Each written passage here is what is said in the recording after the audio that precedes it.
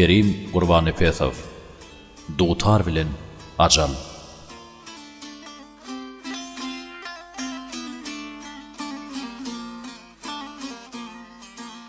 Ölüm yastığında yatırdı ene. Kapıyının ağzına oturdu ajal. Ene bağlasana yüzlerini yene. Getir dutarını. Çal köşegim çal. Gözüm yumulsa da çalıver oğlum. Belki ol yumulun gözlerim açar.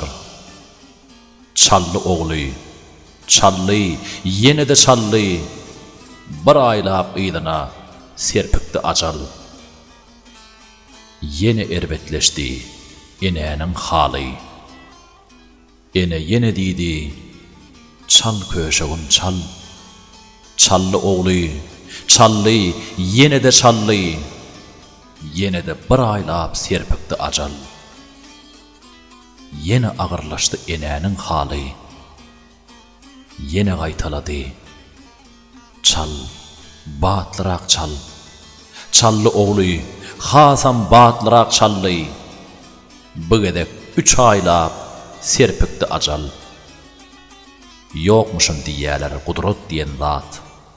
Bu kudreti görse kudretim kaçar.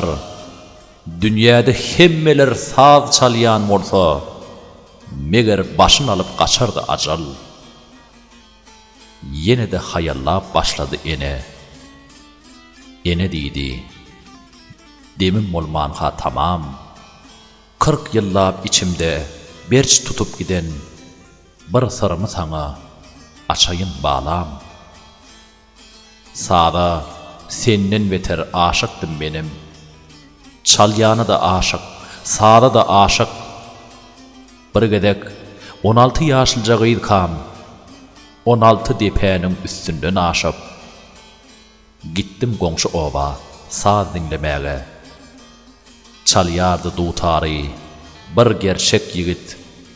Palçıktan adamın şeklin yatatan, şoňa da saz bilen can verecek yigit.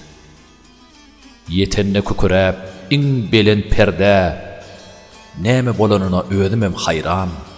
Yigidin kucağına okladım ödüm. Şol yigit hem senin atandı bağlam. Dünyadan bir murat ötüpdi atan. İnne şol murada sen yettin bağlam.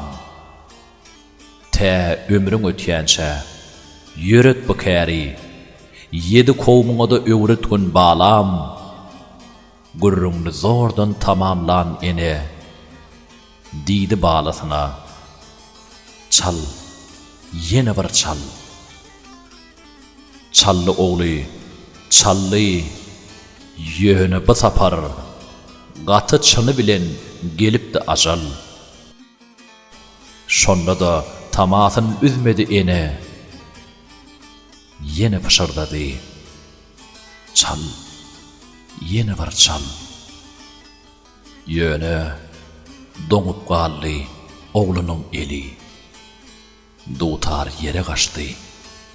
Yowsam da weli şu gedek baş alıp gitjekdi acal.